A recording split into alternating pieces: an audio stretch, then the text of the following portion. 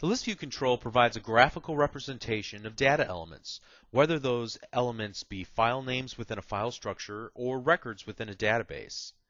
List views can be found just about everywhere. If you've ever used Windows Explorer, for example, you've used a list view control. By tying a graphical element to each item in a list, it makes it easy to visually filter through a list of items. You can easily scan through the list to find all of the items that are of a certain type, as indicated by its icon. Additionally, the icons can be arranged to fill a grid or a vertical list, or can include additional data like a grid control can. So to demonstrate this, I have created a couple little examples. Let's look at the most basic example that we have here, which basically just shows a bunch of items. Notice that some of the items have different colored text and that they're not really arranged in any particular order. We can change the way that these items are listed. For example, we can change to a small icon view. We can change to a list view, to a tile view, and we can also change to a details view, which is not completed. We'll talk about the details view a little bit more later in this video. Let's just stop the example from running right now and talk about how we set this example up. As you can see, the list view is very dependent on images, and so what we do is create a series of image list controls. An image list control for small images and an image list control for large images. Take a look at the small image list. You can see that the image size is 16 pixel by 16 pixels, and when we chose our items, notice that they're fairly take a look at the small image list. You can see that the image size is 16 pixels by 16 pixels, and notice the order that we have a chart, a document, and a gear that are each with a little designation of 16, meaning 16 by 16 pixels. We have almost the exact same representation, except in a 48 by 48 image size, we have the chart, document, and gear denoted with the _48 to denote their size again.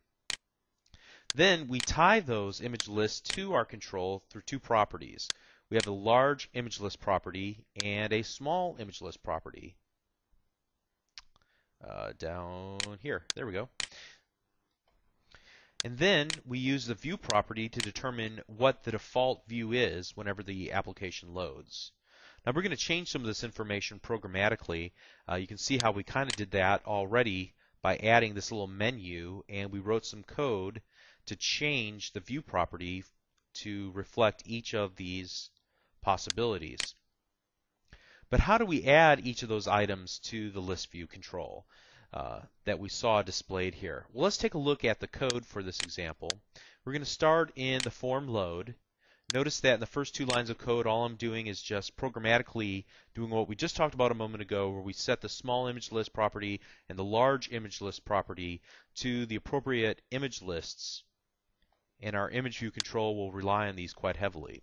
So then we scroll down a little bit past the comments, and you can see that there's two styles of adding new list view items. Here we're creating a new instance of a list view item called li, and in its constructor we're going to pass in the name and an index that corresponds with one of the items within the image list controls.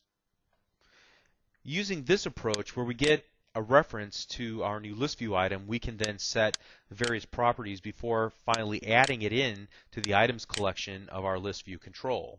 That's one way to approach it. Another way, which is a little more shorthand, is to just use a different version of the add method of the items collection for our list view control. And here we're just giving it the name and the index of the image that we want to display. And you can see that that only takes one line of code. And in some simple applications, this might be just fine. However, I have a feeling that we'll want to utilize this in order to really take advantage of the list view's different states. For example, we'll need this whenever we're defining multiple columns in the details view, and we'll talk about that in just a moment. The rest of this code example is really just handling the events from this drop-down menu, or rather the split button menu.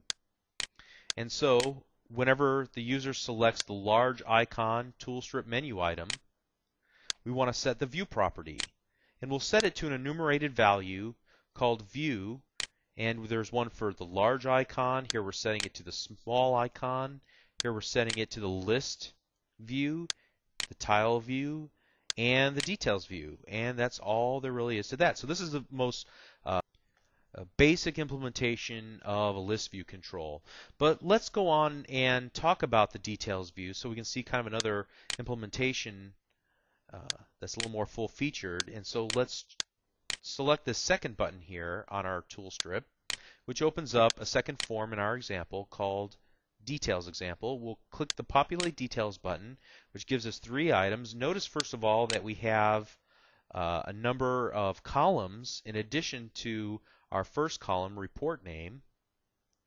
We can also set some additional properties like full row select, which will allow the entire row of data to be selected instead of just the item itself.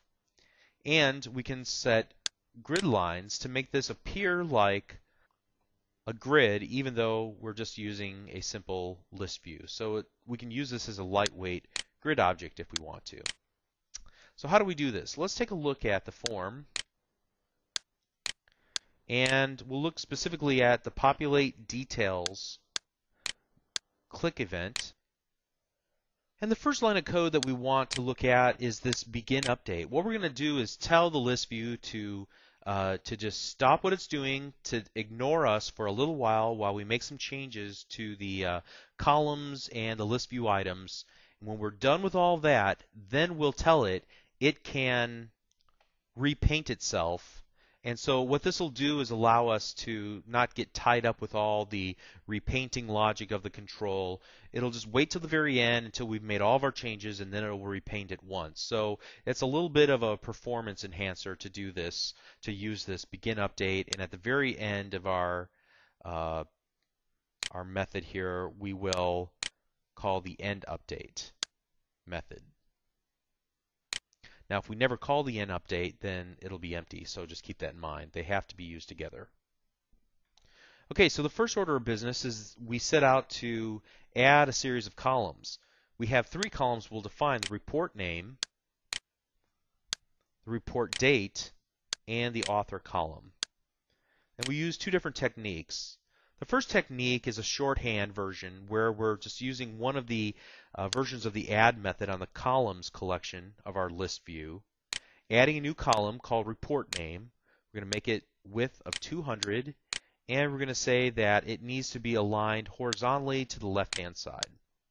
If we need a little bit more control over the columns to set additional properties, then we might want to take a different approach where we create an instance of a column header object. We get a reference to it so that we can set its properties individually. So this allows us to set more information, like whether or not it should be allowed to auto resize based on the content of the column. We can set the text line like we did before, the width, the text itself, and other values such as the icon and the header and so forth. And then we'll use a different version of the add method of the columns collection of our list view control to add this new reference into its columns collection. And as you can see, we do the same thing here. The only difference is that we use one of the constructors of the column header to set which index we want as an icon to represent that column. So we want the third item, the second index, from our image list controls.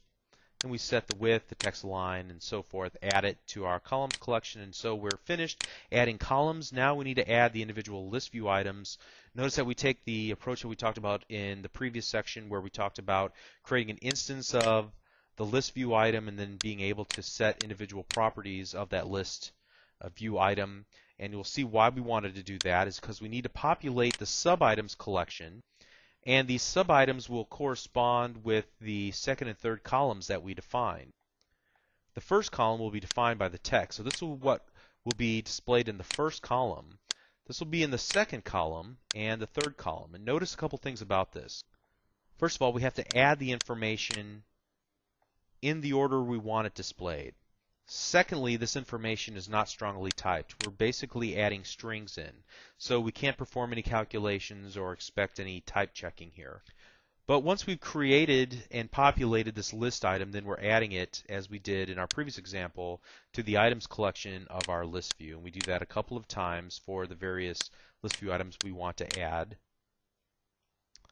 As we talked about already, we'll end the updating process, so we'll allow the list view control to refresh and repaint itself, and then we'll select the initial view that we want to display, the details view. The other aspects of this are fairly straightforward. We simply set the full row select property of the list view control and the grid lines property of the list view control by just pulling the value from their respective checkbox. And that's all there is to it. Now, as you might imagine, this is a fairly straightforward, simple implementation. As I noted earlier, rarely will you just hard code your list view items.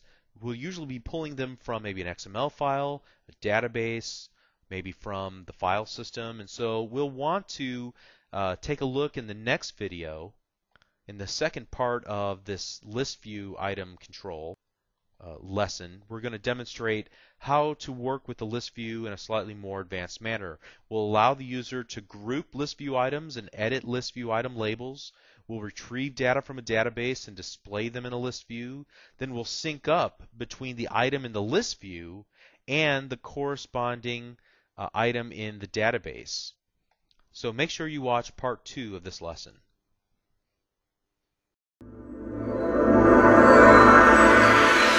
Thank you.